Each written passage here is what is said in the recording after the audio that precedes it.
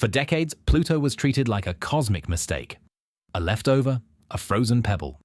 A mistake we corrected by crossing it out.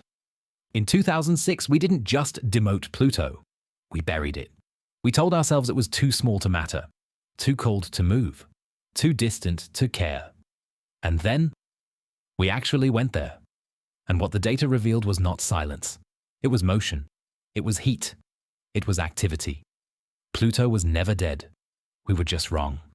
And in the next few minutes, I'm going to show you the evidence that forced scientists to quietly rewrite what they thought they knew about the outer solar system.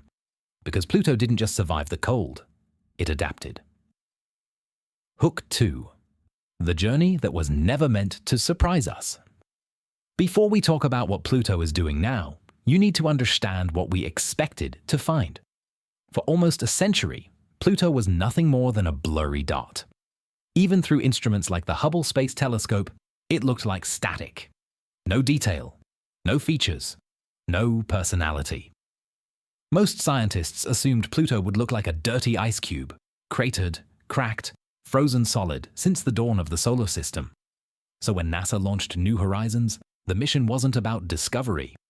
It was about closure, a final look, a final checkbox, a quiet goodbye to a world we had already dismissed. The spacecraft was fast, unbelievably fast. It left Earth at over 36,000 miles per hour. It crossed the Moon's orbit in less than a day. Still, the journey took almost a decade. And while that probe slept in the dark, something happened back on Earth. We voted Pluto out. It had one chance, one flyby. A few hours to capture everything. And when the first high-resolution images arrived on Earth, the reaction wasn't scientific. It was shock. Pluto wasn't grey.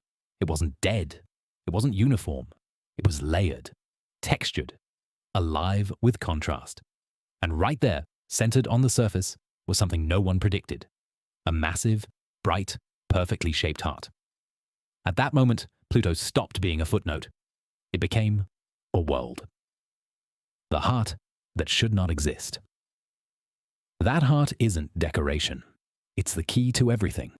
Scientists named it Tombaugh Regio, but its most important region is the left side, a vast basin known as Sputnik Planitia. This place is enormous, stretching hundreds of miles across. And here's why it stunned researchers. It has almost no impact craters. In deep space, craters are unavoidable. Over billions of years, everything gets hit. Everything except this. Which means the surface is young. Geologically young. Something is erasing damage almost as soon as it forms. And that leads to a terrifying question. What is moving on a world that cold? Hook 4. Ice that behaves like lava. Pluto's temperature sits around -400 degrees Fahrenheit. At those temperatures, water ice is harder than granite. Nothing should flow. And yet, it does. Because the ice moving across Pluto isn't water.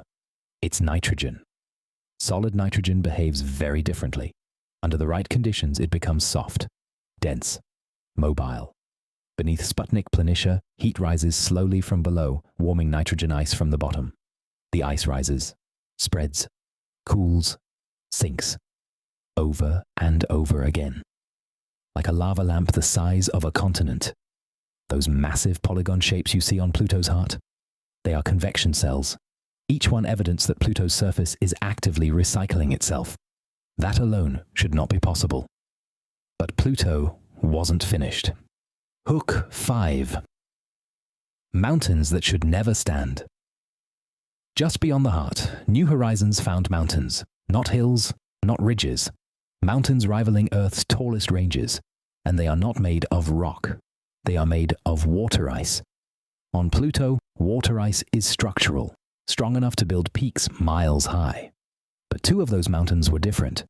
They had collapsed centers, irregular slopes, surfaces that looked poured. These weren't mountains, they were volcanoes, cryovolcanoes. Instead of fire, they erupt slush, a mixture of water, ammonia, and methane. Frozen antifreeze forced upward from below. Which brings us to the most uncomfortable truth. Pluto has an internal heat source. Where the heat comes from. Pluto is small, smaller than Earth's moon. And that heat doesn't stop at the surface. Hook 6, the sky that should be black. After its flyby, New Horizons turned around and looked back. Pluto passed in front of the sun, and what appeared stunned everyone. A glowing blue halo. Pluto has blue skies.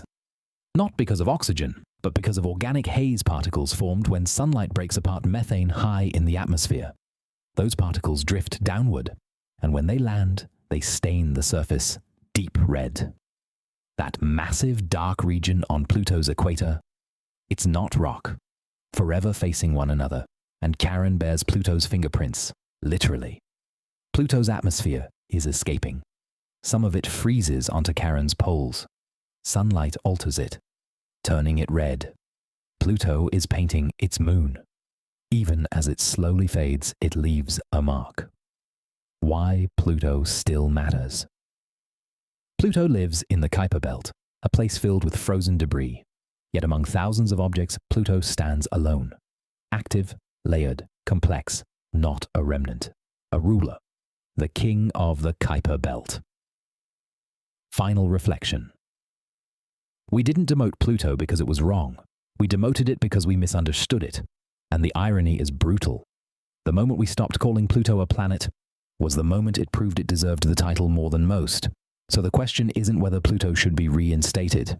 The real question is this: how many other worlds have we already written off that are waiting to prove us wrong? Let me know what you think. And if you want to keep exploring the parts of the universe that refuse to stay quiet, you know what to do. Keep looking up. Here's the quiet part no one talks about. We are not going back to Pluto anytime soon. There is no return mission approved, no orbiter waiting on the launch pad, no lander being built. New Horizons was a flyby, not a conversation. And yet, scientists are still pulling new discoveries from the data years later. Every reanalysis reveals fresh anomalies, unexpected heat flows, unexplained surface patterns, atmospheric behavior that refuses to settle into models. Pluto keeps speaking long after the spacecraft has gone silent, which means this isn't the end of the story. It's a pause, a reminder that the most distant worlds often age the slowest and reveal their secrets on timescales that don't care about human attention spans. Pluto will still be there, active, changing, quietly alive, long after our definitions change again. And next time we visit, we may finally understand that Pluto was never asking for permission to matter.